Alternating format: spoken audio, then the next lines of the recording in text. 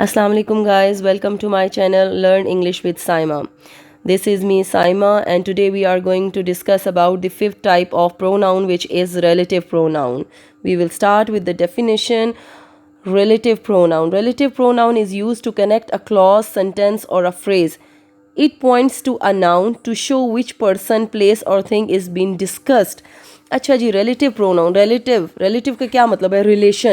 relation, ठीक है। वो वर्ड्स जो किसी भी क्लॉज को जोड़ने के लिए, किसी भी सेंटेंस को जोड़ने के लिए, किसी भी फ्रेज़ को जोड़ने के लिए जो वर्ड्स यूज़ किए जाते हैं वो आपके क्या कहलाते हैं? Relative pronoun. किसी भी सेंटेंस को जोड़ना हो, ठीक है, उसके हम प्रोनाउन को हटाते हैं तो हम क्या लगाते हैं वहाँ पे?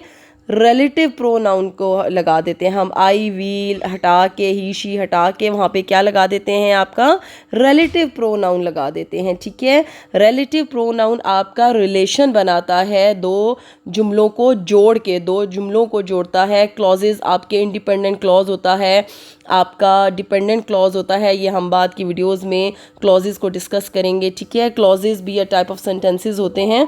वो क्लॉजेज को जोड़ने के लिए, फ्रेजेस को जोड़ने के लिए जो वर्ड्स यूज़ किए जाते हैं वो आपके क्या कहलाते हैं?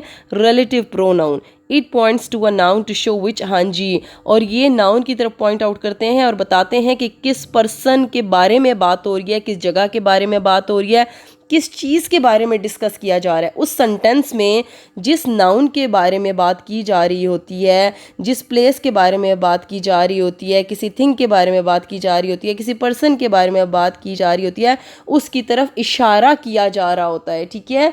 जिस चीज़ के बारे में, जिस पर्सन के बारे में, किसी जगह के बारे में बात की जा रही होती है, उसकी तरफ इशारा किया जा रहा होता है। और उन किन वर्ड्स के साथ इशारा किया जा रहा होता है ये मैं आपको एग्जाम्पल में बताती हूँ। जैसे हु, वेयर, व्हेन, ये वर्ड यूज़ करके जब हम पॉइंट आउट करते हैं कि इस बंदे के बारे में बात हो रही है, इस जगह के बारे में बात हो रही है, इस चीज़ के बारे में बात हो रही है, तो हम ये वर्ड्स यूज़ करते हैं, ठीक है।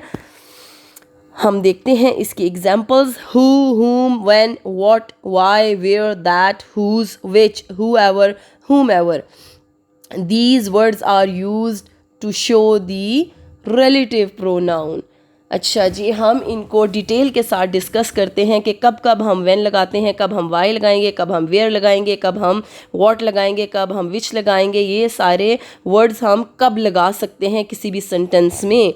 when refers to time, जब भी हम किसी टाइम के बारे में बात करेंगे, किसी टाइम की तरफ इशारा होगा, किसी टाइम को पॉइंट आउट कर रहे होंगे, तो हम क्या लगाएंगे? when लगाएंगे। हम इसको सेंटेंस के साथ, जब हम इसका सेंटेंस देखते हैं तो मज़ीद हमें क्लियर हो जाएगा कि कैसे ये टाइम को रेफ़र करता है। She called me when she was in the mall, उसने मुझे कॉल किया जब वो मॉल में थी, ठीक है। ये रेफ़र करे किसको? टाइम को, कि जिस वक्त वो उस वक्त कहाँ थी? मॉल में। टाइम को रेफ़र करे, और जब टाइम को रेफ़र करना होगा we will use when. Why कब यूज़ करते हैं? रेफर्स टू रीज़न, ठीक है। जब भी वाई का, वाई से आपको वैसे ही पता होना चाहिए कि वाई जब उठता है, वाई की बात होती है, तो वाई मीन्स क्यों, क्यों हुआ ऐसा, रीज़न, वजह बताओ। I don't know why you left her, मुझे नहीं पता तुमने उसको क्यों छोड़ दिया, ठीक है। जब वजह की बात हो रही होगी तो हम वाई पुट करेंगे। वेयर रेफर टू प्लेसेस, जी, जब प्लेसेस के बारे में डिस्कशन हो रही होगी तो हम वेयर लगा देंगे। I know the area where he is residing, मुझे पता है वो किस जगह रहता है। जब हमने जगह की बात करनी हो, जब हमने प्लेस को डिस्कस करना हो, प्लेस को पॉइंट आउट करना हो, तो वी विल पुट वेयर। इसी तरह हम नेक्स्ट में देखते हैं, जब हम दैट लगाना होता है तो that refers to people, things and animals. This is the horrible situation that I expected, ये सबसे ज़्यादा हॉरिबल सिचुएशन है जो मैं एक्सपेक्ट कर रही थी, ठीक है। तो हमने उस सिचुएशन को शो करने के लिए कि कौन सी सिचुएशन थी, वो हमने क्या रेफ़र किया? उसको हमने दैट को रेफ़र किया, वहाँ पे हमने दैट लगाया। उसके बाद हमने हु रेफर टू पीपल, हाँ जी, जब लोगों के बारे में बात कर रहे हो हम एज अ सब्जेक्ट के तौर पे, तो हम क्या लगाते हैं?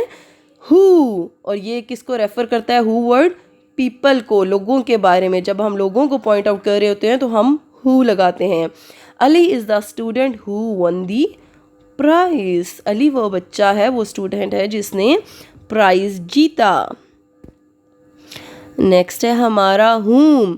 अब who हमने लगाया था सब्जेक्ट के लिए और whom हम लगाते हैं ऑब्जेक्ट के लिए। ठीक है, ये भी लोगों के लिए ही डिस्कस होता है। whom हम किसके लिए लगाते हैं, लोगों के लिए लगाते हैं। It relates to people, refers to people, ठीक है, लेकिन वो एज एन ऑब्जेक्ट हो तब, ठीक है। He is the doctor whom you consulted last year, ये वही डॉक्टर है जिसको तुमने लास्ट ईयर दिखाया था। यहाँ पे एज एन ऑब्जेक्ट यूज़ किया गया है। whose रेफर्स टू पोजेशन, ठीक है, ये किसका है, ठीक है। जब मैं कहूँगी ये बैग किसका है, ठीक है, ये जो बैग यहाँ पड़ा हुआ था ये मेरा है, ठीक है, तो मैं क्या करूँगी, क्या पुट करूँगी, whose। He is the boy whose notebook I borrowed, ये वो लड़का है जिसकी किताब मैंने ली थी, ठीक है। whose पोजेशन, वो उसकी किताब थी जो मैंने ली थी, तो उसकी पोजेशन शो करने के लिए आई पुट दी whose। अच्छा जी, which किसको रेफर करता है, which refers to animal and objects, ठीक है। जब एनिमल्स या ऑब्जेक्ट्स के बारे में बात की जा रही हो तो we will use the word which. I eat the pizza which Ali made, मैंने वो पिज़्ज़ा खाया जो अली ने बनाया था। किसने बनाया था, अली ने बनाया था, ठीक है। ऑब्जेक्ट यहाँ पे अली है। What refers two things, what चीज़ों के लिए इस्तेमाल किया जाता है। I heard what you said behind me, मैंने वो सुन लिया जो तुमने मेरे पीछे कहा था। तो वर्ड किसको रेफर करता है, थिंग्स को, ठीक है, जो बातें, चीज़ें, उनके बारे में जब हम बात कर रहे होते हैं तो we will use the relative pronoun which is what. अच्छा जी, होपफुली आपको बहुत अच्छे से अंडरस्टैंड हो गया होगा। सिंपल आपको ये पता होना चाहिए कि रिलेटिव प्रोनाउन में आपके who, whom, whose, what, which, whoever, whomever, ठीक है, ये सारे वर्ड्स आपके लगते हैं और मैंने आपको डिटेल से बता दिया कि वो कहाँ कहाँ लगते हैं, कैसे कैसे लगते हैं। अब आपने इनकी डिटेल को अपने दिमाग में रखना है और आपको पता होना चाहिए कि when you are using what आप किस चीज़ को रेफ़र कर रहे हैं, ठीक है।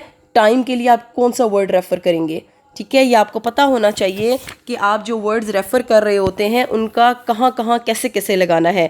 व्हेन जब लगाएंगे तो आपने टाइम को शो करना है, जब व्हाट लगाएंगे तो आपने चीज़ों के लिए करना है, वाई रीजंस के लिए करेंगे, जब वेयर लगाएंगे तो वो प्लेसेस के लिए करेंगे, ठीक है। ये आपको सारे वर्ड्स का फॉर्मूला है, ये एक फार्मूला समझें और ये फार्मूला समझ के इसको जहन में रखें कि आपकी ये जो सारे वर्ड्स हैं, ये जो रिलेटिव प्रोनाउंस हैं, जब ये दो सेंटेंसेस या दो क्लॉजेस को ज्वाइन करते हैं तो वो कौन कौन सा रीज़न शो कर रहे होते हैं, किस किस चीज़ को रेफ़र कर रहे होते हैं, ठीक है। जब वो पीपल को रेफ़र कर रहे होते हैं, एज एन ऑब्जेक्ट कर रहे होते हैं तो क्या लगाएंगे, हुम लगाएंगे। जब एज अ सब्जेक्ट यूज़ कर रहे होते हैं तो वो हु लगाएंगे, ठीक है, हुज़ पोजेशन के लिए लगाएंगे। तो ये सारे वर्ड्स आपके दिमाग में होने चाहिए हैं और इसके लिए आपको ये वीडियो एंड तक पूरी देखनी पड़ेगी आपको, फिर आपके कंसेप्ट्स क्लियर हो जाएंगे। और फिर जब एंड पे आप छोटा सा क्विज सॉल्व करेंगे तो आपको पता चल जाएगा कि आपकी लर्निंग कितनी हुई है, आपको कितना समझ आया है। अच्छा जी, तो अब हम क्विज़ की तरफ आते हैं और आप मुझे कमेंट बॉक्स में इसको सॉल्व करके बताएंगे। I met your friend dash told me about your bad result. अब यहाँ पे कौन सा रिलेटिव प्रोनाउन आएगा, you will tell me about this. He is the one dash I love the most. The girl dash is standing is my best friend. I got the letter dash came today.